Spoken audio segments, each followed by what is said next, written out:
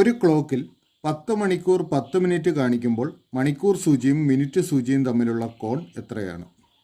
ഇവിടെ ഒരു ക്ലോക്കിലെ സമയം 10 മണി 10 മിനിറ്റാണ്. അപ്പോൾ ക്ലോക്കിലെ മണിക്കൂർ മിനിറ്റ് സൂചികൾക്കിടയിലുള്ള കോണളവ് എത്രയെന്ന് കണ്ടുപിടിക്കണം.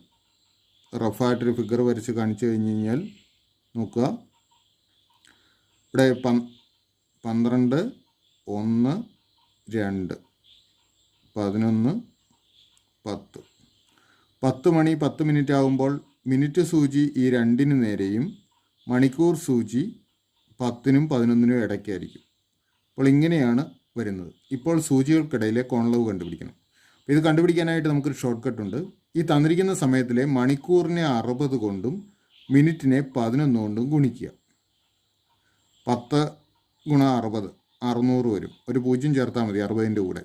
അതുപോലെ 11 ഗുണം 10 കാണാനായിട്ട് 11ൻ്റെ കൂടെ ഒരു 0 ചേർക്കുക. അപ്പോൾ 110 വരും. ഈ ഗുണനഫലങ്ങൾ തമ്മിലുള്ള വ്യത്യാസത്തിൻ്റെ പകുതി എടുത്താൽ നമുക്ക് സൂചികൾക്കിടയിലെ കോണളവ് കിട്ടും. അപ്പോൾ ഇവ തമ്മിലുള്ള വ്യത്യാസം കാണാനായിട്ട് നമുക്ക് 600ൽ നിന്നും 110 കുറയ്ക്കാം. 490 കിട്ടും. ഇനി 490ൻ്റെ പകുതി കാണുക. 490/2 245. അപ്പോൾ ഇവിടെ സൂചികൾക്കിടയിലെ കോണളവായിട്ട് 245 ഡിഗ്രിയാണ് കിട്ടുന്നത്. ഇത് നമുക്ക് തന്നിരിക്കുന്ന ഓപ്ഷൻസിലുണ്ട്, ഓപ്ഷൻ സി ആയിട്ട്. ഇപ്പോൾ ഇവിടെ 245 ഡിഗ്രി കിട്ടിയേക്കുന്നതുകൊണ്ട് അത് 180നേക്കാൾ കൂടിയൊരളവാണ്. അതായത് നമുക്കിപ്പോൾ കിട്ടിയത് ഈ അളവാണ്, ഈ കോണാണ് നമുക്ക് കിട്ടിയത്. പക്ഷേ സാധാരണഗതിയിൽ സൂചികൾക്കിടയിലെ കോണളവായിട്ട് നമ്മൾ പറയുന്നത് എപ്പോഴും ഈ ചെറിയ കോണാണ്.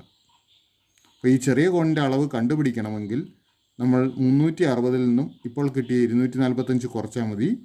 360ൽ നിന്നും 245 കുറച്ച് കഴിഞ്ഞാൽ നമുക്ക് 115 എന്ന് കിട്ടും. അപ്പോൾ ഈ കോണളവ് 115 ഡിഗ്രിയാണ്. ഇത് 245 ഡിഗ്രിയും. നമുക്ക് തന്നിരിക്കുന്ന ഓപ്ഷൻസിൽ 115 ഇല്ല.